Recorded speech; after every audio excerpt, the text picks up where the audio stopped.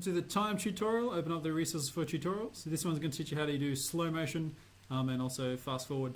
Start with 30 frames per second, drag it in, drag it down to the make new comp, and we've got this footage of this guy doing a backflip, which was kind of cool. Right click on it and go to time. And from here we have a few options. We've used freeze frame once before. You can reverse the footage and make it run backwards. You can do time remapping, which we'll do a bit later, but we're going to do time stretch. And if we pick 50, what we've just done then is made it half as long as before, which effectively is speeding up the footage. So at 100%, sorry, 100, it's 2 seconds long, but if we make it 50, it is now 1 second long. So if we press OK and play that, you can see our footage got smaller, and the video is also now playing extra fast. Right click again, time stretch, and we're going to pick 300. So now it's 3 times as slow. And After Effects does this by cloning each individual frame and adding extra frames after it. So you can see here that these 3, they're all the same. And then the next 3, the same, next 3, the same, and so on and so forth. That's how it's just made slow motion. Now, not the greatest way to do this if you've got a low frame rate. Because at 30 frames a second, this looks like this. It's kind of jerky, doesn't look so great.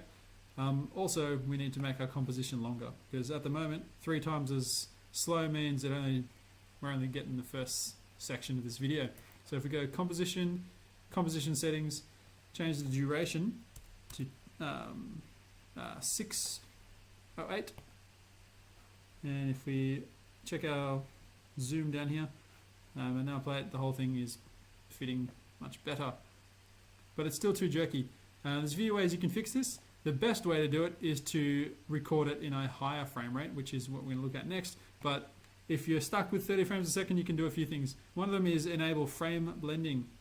And we've got 2 types of frame blending. This one here, which it just tries to blend them together.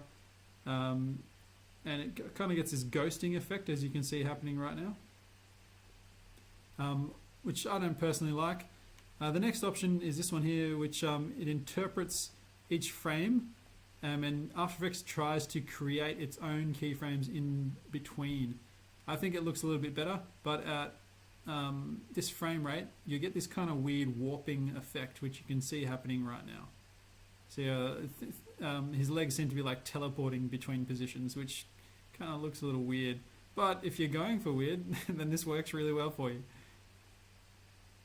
Okay, so that's using this frame blending option. Works heaps better with a faster frame rate, which is what we're going to do now. Go back to resources for tutorials, pick the 60 frame per second clip, drag it in, and we're going to have to trim it first. So double click it, and we're going to find where my head pops into the footage, which is about there, which is this 300F sort of area right here. Hit the in point button, and then we're going to go to where I land, and we're going to set the out point. Now that we've trimmed that, drag it down to make new comp, and straight up 60 frames a second, it looks like this. Significantly better footage than your 30 frame a second footage. A lot less blur happening. Everything just looks a lot smoother. Okay, and even without any additional effects, 60 frames a second is looking much better and much smoother, as you can see. But we are going to slow-mo it even more. So we're going to go right-click, time stretch, 300% again. Press OK. We're going to have to change our composition settings to fit it again. So we're going to just go with 8 seconds. And if I zoom out again, you can see that it's fitting. If we play that back, it's not bad. It's already much smoother than before. And at 60 frames a second, the jerkiness that you got before from time stretching doesn't really come into play as much. So it's not too bad, but it can get better. So we're going to check the frame blending option here. And this will take a bit of time to load, so I'm just going to fast forward. Get out of my way! And that is done. And you can see here that our motion is really smooth, which I think looks pretty cool. You can like see the ripples in the pants and everything. So that's pretty cool, but it can get even slower. So we're going to go to time, the resources for tutorial folder, grab the 120 frames per second, and double click that one. And this one's a little bit incriminating, so please be responsible. And I'm going to go to about 9 seconds, hit the set in point. And the reason why I'm going to make this quite small, I'm only going to make it about 1.5 seconds, is because at 120 frames a second, the computer's RAM is really going to struggle. I've got 8 gig RAM and it's still going to struggle, so your computers probably won't handle that at school. Sorry. Drag that down to make new comp. And just straight up at 120 frames a second, the motion is very, very smooth. So that's pretty cool. But using our, as you can see here, I look like I'm dubstepping. Anyway, if we do our frame blending option, it'll be even smoother. But I'm not going to bore you with that again because I already showed you how to do that with the 60 frames a second. I'm going to do time remapping on this one instead, which is kind of cool because what time remapping is allocating certain sections of the clip to go slower than others. So you get this kind of start-stop action, which looks kind of cool. So right-click, time remapping. Okay, now the way this works is you have to make keyframes, and you can see here that it's created this layer for you down here, and check the stopwatch.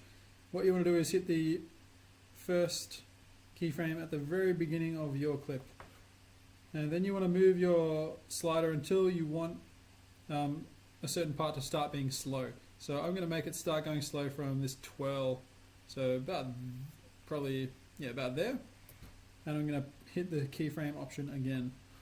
Now I'm going to move to the end of the twirl, and I'm going to make another keyframe. I'm going to drag this to the end, hit keyframe again. Now we've got 4 main keyframes. Now this is the easiest way to do it. You can use multiple keyframes and have multiple sections slowing down and speeding up, but this is the easiest way to do it. Now what we've got to do is make these points either closer together or further apart from each other, depending on what you want to do. If you want to make this section in the middle go really fast, you drag these together. So now this first section will be slow, and then this next bit will be really quick.